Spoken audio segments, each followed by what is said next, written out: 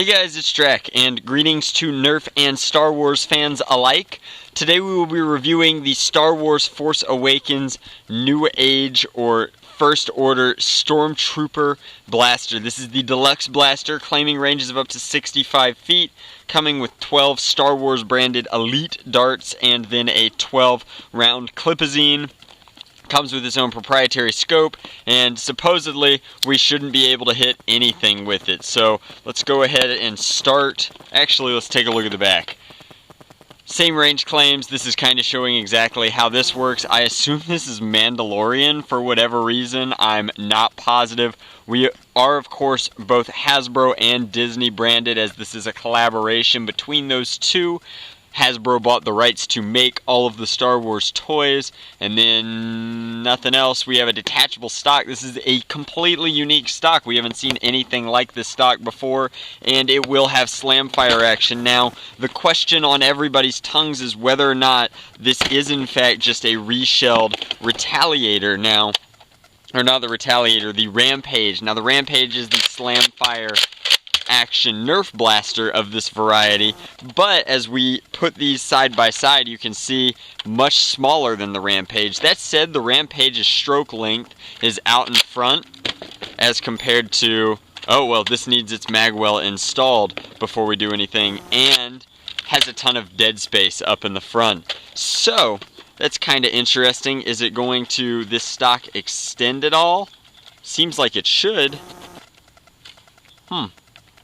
It's definitely a two-part construction, but it doesn't seem like it wants to extend. Now, it is a standard in-strike style and elite style plunger through the back here. You could attach any sort of stock to this. I actually kind of like it with this, although there's a weird gap here in the back. The Star Wars logo actually looks really hot on this blaster, if I'm going to be completely honest. And then here's our magwell. Let's go ahead and get that out. I think it's kind of funky that these First Order Stormtroopers are red on the packaging. That's kind of wild to me. So same sort of thing. Once you install this, it is permanently installed, but that means now it will accept Nerf style magazines or clips. Let's come in here.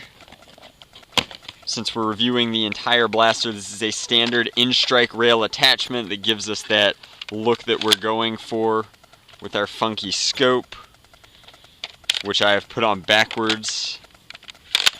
That's much better.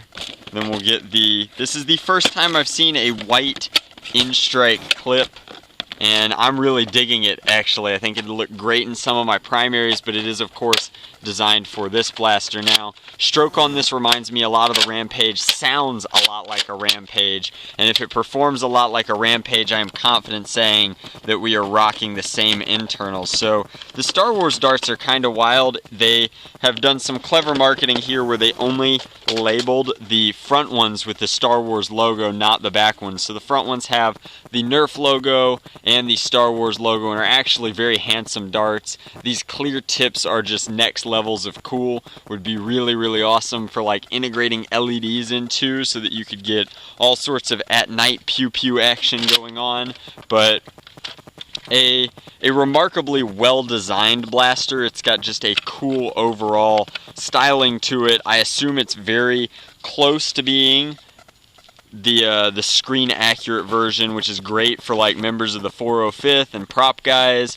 If you want to do a Stormtrooper or Star Wars costume on a budget, I think that this is an excellent resource to start with, especially, or even if all you're doing is adding like a little bit of dry brushing and making it look more propless toy by knocking out some of this neon. Chambering is absolutely simple. Don't look down your barrel, but that seems to be fine, and then we'll fire.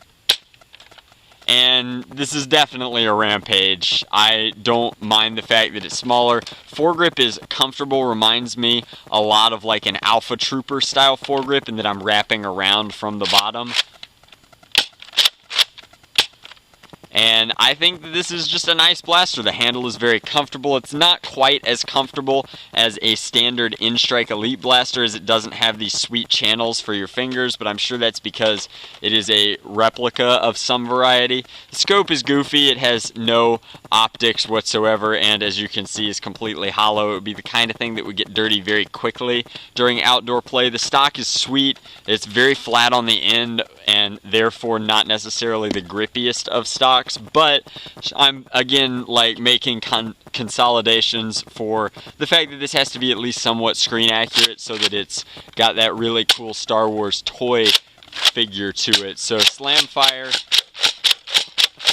doing exactly what we need it to, and far more accurate than Stormtrooper blasters usually are. I'm stoked for the movie. I hope you guys are as well, and this toy gets a huge thumbs up from my channel. It's well worth its MSRP if you are a Star Wars fan, and you can pick one up on Amazon right now at a slight discount over the premium that Target and Toys R Us are charging. I'll put a link to that in the description box below. Also, if you purchase through Amazon, they give me like a tiny % of that sale, so it helps fund my channel and bring you more videos like this. I think that this one's a huge thumbs up. I'll be reviewing the Chewbacca bowcaster and the First Order Stormtrooper pistol right after this, so stay tuned. And as always, guys, thanks for watching. Your viewership means an awful lot to me. I guess I will real quick mention there's a jam door on the side. I actually really like how this jam door is vented and very clean. I don't like that it doesn't necessarily, like, it's very frictionless in there. It's holding in one position or the other, but I feel like that is not something that I would like happening if I was trying to clear a jam. I think that covers everything. That is the Deluxe Stormtrooper blaster, and it's sweet.